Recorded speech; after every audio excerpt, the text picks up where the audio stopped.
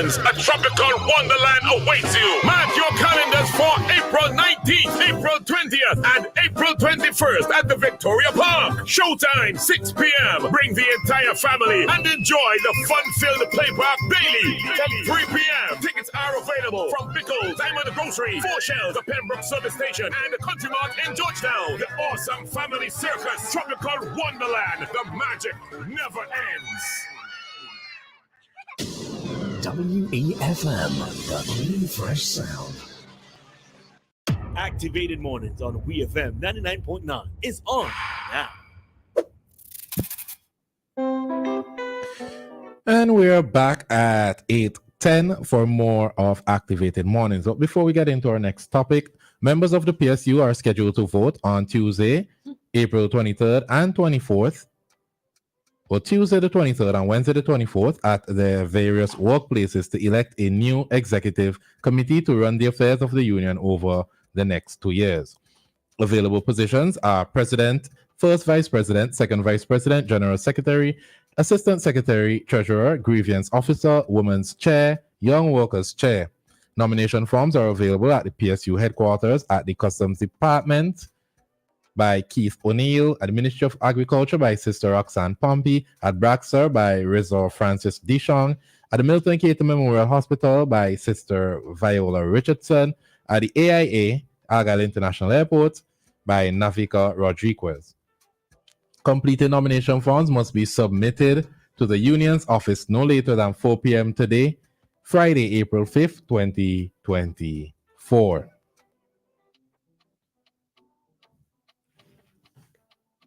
Oh, have mercy. Okay. And 49 is the magic number at Flow, because right now you can get a headset for just $49 when we sign up for a small, medium, or large postpaid plan. Get a Samsung phones, whether it's a 04, a 14, a 24, all for the same price. Sign up for a postpaid plan now. Well, welcome back to Activated Mornings, St. Vincent and the Grenadines, and we're on to a brand new topic. If you're just joining us, this is Ari, and with me in studio is Christal, and we are Activated Mornings. So there's a story on IWN that reads, PSU restates commitment to industrial action at AIA. So bit of history here, and I want to get the dates right, but I can't get the dates right. They're not coming back to me after I read all them scripts. But earlier this year there was a threat of industrial action at the AIA. Union workers said that they were unhappy with certain decisions made and the treatment of workers at the AIA, and there was a release made by the AIA. Persons were saying that the decision by the PSU was a bit premature. However, Public Union Service says that the workers it represents at the Argyle International Airport will strike on Monday, Wednesday, or both this month. If the airport does not meet the demands to pay by April 12th, monies owed to workers. The union said it would not repeat its mistake of a few years ago when it called off planned industrial actions the night before it was to take place. According to Elroy Boucher, the union's president, we recognize and realize that our failure to take action is what resulted in this particular dismissal behavior, this dismissal attitude of the board and the management. This is why I've said, and speaking from the perspective of the workers, that the management of AIA should be under no illusion that if this matter is not settled, that there will not be disruption. There will be disruption, make no mistake about it. That mistake would not be made again. The airport owes its employees increments dating back to 2016. However, the workers have decided to forfeit their payment for the sums of 2016 to 2018. The increment for 2019 which amounted to 1.5% of the workers' salary, was paid in January 2023. Therefore, the union said it expected the retroactive component for the years 2020, 2021, and 2022 amounting in some 40,000 EC dollars to be paid. The union said it has sent numerous letters and held numerous meetings with the management of the AIA for 4 years, but the situation remains unresolved. Boucher said that once previously outstanding matter is settled, as the union is still paying a price for its decision to stand down. The workers up to today, he said, have held us accountable for such a decision because they were not happy with it. They're of the view that because we call off the action, that is why AIA is behaving the way in which it's behaving. What are your thoughts? Boy, you see, Mac the first time, and I think he was alluding in the story, at least it gives you the impression that they accepted their wrongdoings. But let this be a lesson for everybody else, right? Unions, first of all, you should be part of a union. Should be part of a union. And a union should be able to represent you extremely well without any political fear or favor, right? So when you call for an industrial action and whatever you ask for, which you deserve, because I don't believe unions is asked for unnecessary stuff, don't back down. You're supposed to follow through, because what will happen is clearly what they're experiencing now.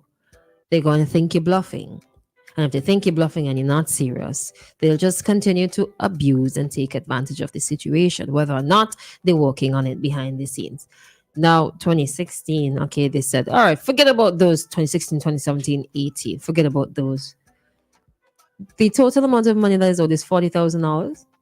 That's what the article says here. Can't be that. EC $40,000. $40,000. If they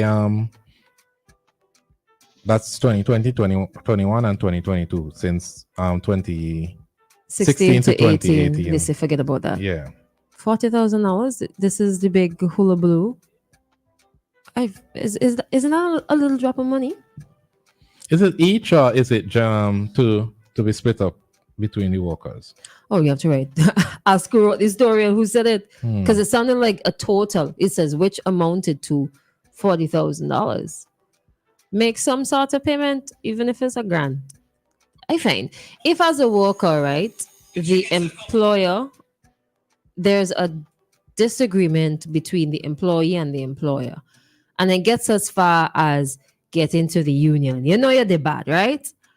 But if you make it, if you make some sort of payment or show that you are actually working on it, as opposed to just saying, even though you are working on it, because you never know what is going on the red tape and the yellow tape behind the scenes. You just never know.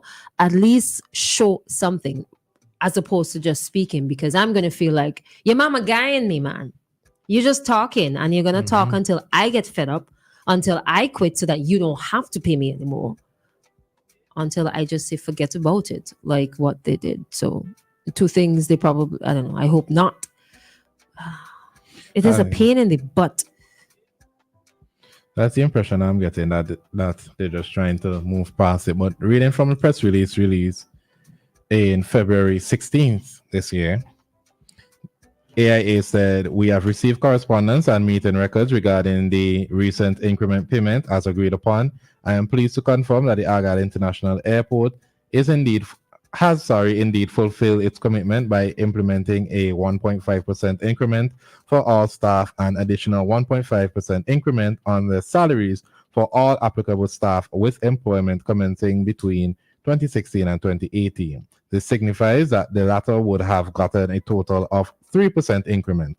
The payment process was initiated in the payroll from January 2023.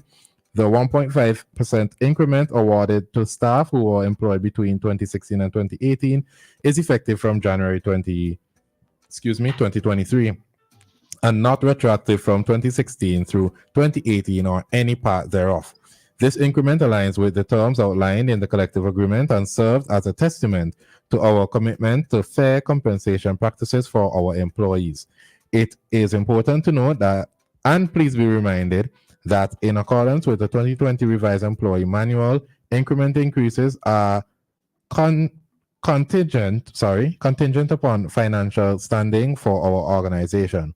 As such, the decision to implement the increment was made following a thorough assessment of our financial status, ensuring that our actions remain in compliance with our policies and regulations. Policies, regulations, compliance, and affordability. Pick one. Let's see which one is the real thing, but I hope it's rectified and let me not say don't, because if this is what they need to do, then it needs to be done to set an example. I could draw reference to St. Lucia recently, where they were some people block off the beach and the locals like, nope, not here, sir. Try another Caribbean country, but not St. Lucia. They strike. I wonder if that's going to happen. We have had opportunities for that to happen, and it happened on a small scale. But any Grenadines? I feel like what happened has already happened. And St. Vincentian Street, we have a very passive culture. Even though when we try, we just phew. You know what Let's I go saw? back in our cubby holes. You saw that Sandals are having some villas above water there. I'm wondering if that's going to affect the access to the beaches. From my memory, it's on the left-hand side. Yeah, so Buckingham Bay has like a kind of a main beach there, and to the side there's another beach. Really? Yeah. Let's take a call quickly. Hello, good morning. Good morning, good morning. I just want to add my voice to this, what you call it, we live in a democracy where trade unions are part of our development, or put it another way, it has been established. From what year trade union came into being? I'm not sure. However long, right? I'm not sure. Yeah, but that's good. However long it is, we have seen, unless the trade union get the support of the majority of workers, right? And they're up against a strong political force in the country or government. I ask myself, why? Why do they have to fight and so hard to get? In most cases, when the protests come out to strike, why is it some of them get killed over the years? People get killed because, but why do they have to go through all of this to get what they justly reward, what they deserve? Why do they have to go through all these things? We have had examples of this in St. Vincent and the Grenadines. When was the last collective agreement with the Public Service Union? Whether you can tell me, because you have certain things in front of you or following certain developments. When was the last collective agreement with teachers in this country? But anytime something come up with trade union, with the trade union fighting to defend workers, you have some governments who are just wicked and don't have no consideration. They come with all kind of excuses and that sort of thing. And that's why maybe in my time, I really couldn't take on this, because I might have done dead if I had followed some of these people. Because some of these people, when you find yourself in power, in government, they now turn around. They used to support you at one time, but they find themselves in the comfort zone, if I can call that. Nobody can stop any minister of government or any any parliamentarian from getting the salary, although attempts are made to do that right here in our democracy. When the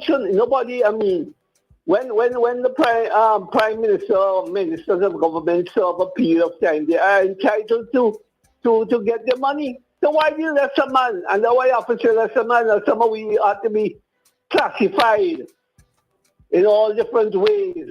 Why we can't get the same benefits? We people too? Or the people who are in that position, they ain't got family? They ain't got children or pick for mine? Why they have to? And we some of us feel dotish and stupid that we vote for these people to make them have all these luxuries and take advantage of us. That's all I want to add anyhow. God bless whoever. All right, thank you so much.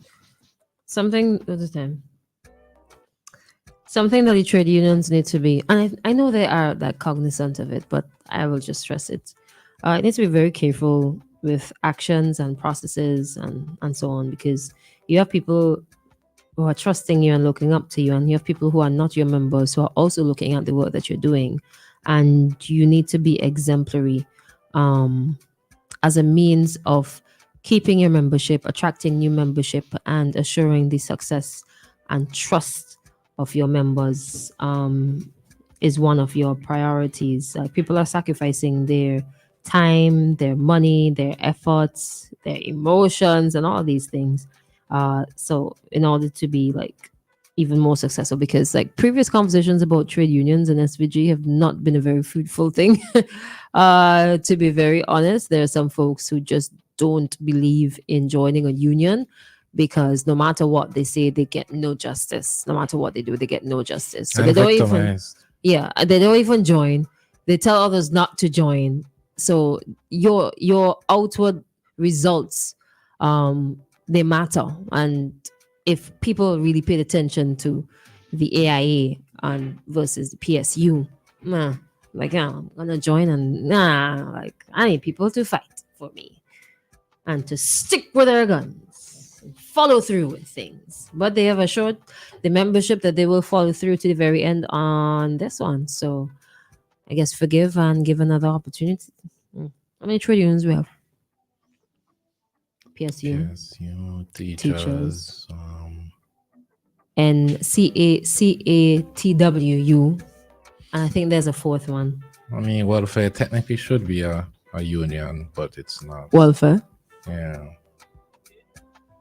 Police welfare. You're basically doing union job within the police force, no? Yeah, but the hands are tied. Be honest. Weapon is a fact. No, it's the timing of this one. Yes. Can't even come to the media with everything. When sometimes they need to come to the media with some things, they can't come out. Pay me. SSUHQ fix yet? Probably not. Probably. And they just ain't call me yet. I'm waiting on the phone call, One phone call it take to make me come there and visit the police. Just like what Anne says, a satisfied employee will produce a good working environment. But I don't understand, right?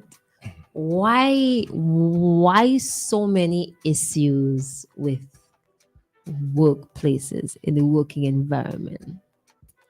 Everything not like spelled out. The law is there, the guidance is there, company policy. How do you end up with so many problems? How do you end up with a situation where the NIS ain't paid, this ain't getting paid, you deducting, and I not getting enough money at the end of the month? You short paying me. I have to work overtime, and you're not paying me for the overtime. The overtime figure around how and why is it like share? Like people just like dishonest. You know the answer to the question. Breeze is the answer for that. When you come here, there's certain documents that we would never get our hands on. And if we come here and we say certain things, and boom, lawyer letter, as if so many things are not true. But you know how it goes, and the great, let me not say that. You know it goes in St. Vincent and the Grenadines. Too many. The people St. Vincent and the Grenadines. Stop it. The St. Vincent and the Grenadines Federation. Tropical North, I won't say that one. I don't even know what you're talking about, to be honest. But on a serious note, like I think slavery was enough. Okay? We in 2024, let we not have any modern day style type slavery that's decorated and acceptable and legal. We call a 16-hour work shift. Murder! Leave me alone. I just joking around. By the time it's 7:29 a.m. it's not going to do, so you have something else. Hold on. I think I gotta read something. For knowledge sake. For knowledge sake. Be honest. That too.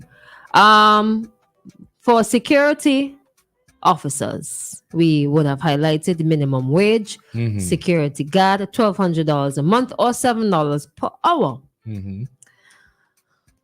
Hours of work. The normal hours of work of a security guard, A, on a day shift shall not exceed 8 hours, inclusive of 1 hour for lunch. B, on a night shift shall not exceed 12 hours, or C, on a day shift that extends into the night, on the night shift, shall not exceed 8 hours. So once daylight has shine, it never pass 8 hours. If a bare night time, 12 hours. A security guard shall work a 6-day week and is entitled to 1 day off with a full pay. A security guard who works as armed personnel shall be paid a risk allowance of $15 per day or night for services rendered. A security guard who works on night shift of 12 hours shall be paid a night differential of $10 per night. Overtime, like we are. Kidding. 1, an employer shall pay a security guard who is required to work after the expiry of his normal hours, just like our peanut butter expiry date, of work for all work performed in excess of the normal hours of work at a rate of 1.5 times, aka 1.5. And finally, an employer shall not pay overtime wages to a security guard on a day shift or a night shift who is required to work on a Sunday or a public holiday, except where the security guard is required to work in excess of normal hours of work. In cases where the security guard works on a Sunday, anybody like to work on a Sunday or public holiday? What's the thing? Sorry. You work on holidays.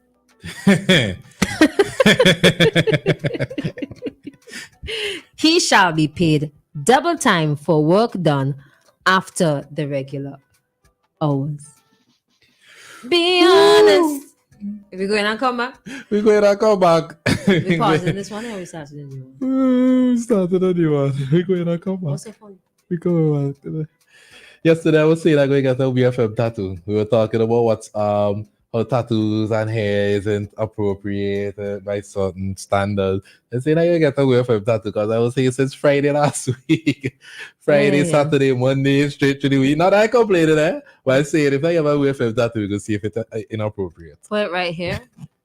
I could do teardrop style. Come down the Nah, put it here. So if you turn left or right, it has to show. You're on right. the live. Come on, You're man. right. Come Marketing on. 101. Come on. Branding. first. Branding. Come on. That's genius. We'll be right back after these messages. Thinking of winning the lotto jackpot?